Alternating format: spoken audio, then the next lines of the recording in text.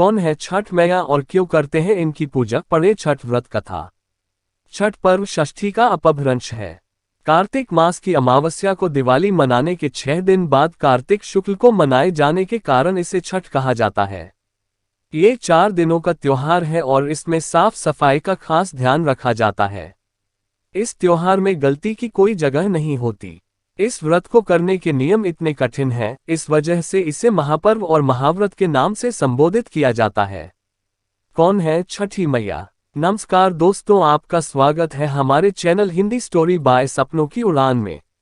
दोस्तों, आज हम छठी मैया के बारे में पूरी कहानी निकाल कर लेकर आए हैं। उम्मीद है आपको पसंद आएगी। ये त्योहार बहुत ही धूमधाम से मनाया जाता है।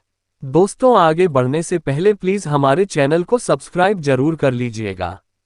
वीडियो पसंद आए तो प्लीज लाइक शेयर कमेंट भी जरूर करिएगा। आपके साथ और सहयोग के बिना हम अधूरे हैं। हमें उम्मीद है आप अपना कीमती साथ और सहयोग हमें अवश्य देंगे। धन्यवाद आप सभी का। चलते हैं अपने टॉपिक पर। मान्यता है कि छठ देवी सूर्य देव की बहन है और उन्हीं को प्रसन्न करने के लिए जीवन के महत्वपूर्ण अवयवों में सूर्य व जल की महत्ता को मानते हुए इन्हें साक्षी मानकर भगवान सूर्य की आराधना तथा उनका धन्यवाद करते हुए मां गंगा, यमुना या किसी भी पवित्र नदी या पोखर तालाब के किनारे ये पूजा की जाती है। षष्ठी मां यानी छठ माता बच्चों की रक्षा करने वाली देवी है। इस व्रत को करने से संतान को लंबी आयु का वरदान मिलता है। मार्कंडेय पुराण में इस बात का उल्लेख मिलता है कि सृष्टि की अधिष्ठात्री प्रकृति देवी ने अपने आप को 6 भागों में विभाजित किया है। इनके छठे अंश को सर्वश्रेष्ठ मातृ देवी के रूप में जाना जाता है, जो ब्रह्मा की मानस पुत्री है। वो बच्चों की रक्षा करने वाली देवी हैं। कार्तिक मास के शुक्ल पक्ष की षष्ठी को इन्हीं देवी की पूजा की जाती है। शिशु के जन्म के 6 दिनों बाद इन्हीं देवी की पूजा की जाती है। इनकी प्रार्थना से बच्चे को स्वास्थ्य, सफलता और दीर्घायु होने का आशीर्वाद मिलता है। पुराणों में इन्हीं देवी का नाम कात्यायनी बताया गया है, जिनकी नवरात्रि की षष्ठी तिथि को पूजा की जाती है। छठ व्रत कथा। कथा के अनुसार प्रियव्रत नाम के एक राजा थे। उनकी पत्नी का नाम मालिनी था। दोनों की कोई संतान नहीं थी। इस बात से राजा और उसकी पत्नी बहुत दुखी रहते थे। उन्होंने एक दिन संतान प्राप्ति की इच्छा से महर्षि कश्यप द्वारा पुत्रेष्टि यज्ञ करवाया। इस यज्ञ के फलस्वरूप रानी गर्भवती हो गईं।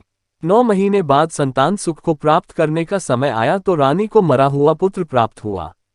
इस बात का पता चलने पर राजा को बहुत दुख हुआ। संतान शोक में वह आत्महत्या का मन बना लिया।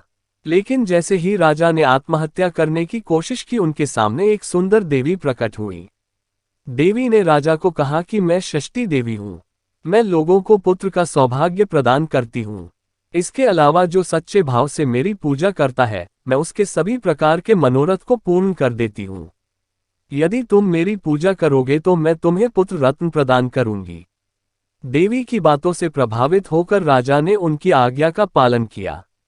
राजा और उनकी पत्नी ने कार्तिक शुक्ल की षष्ठी तिथि के दिन देवी षष्ठी की पूरे विधि विधान से पूजा की।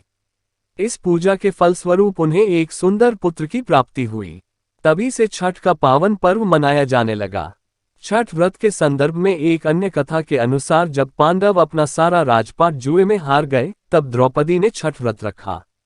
इस व्रत के प्रभाव से उसकी मनोकामनाएं पूरी हुई तथा पांडवों को राजपाट वापस मिल गया।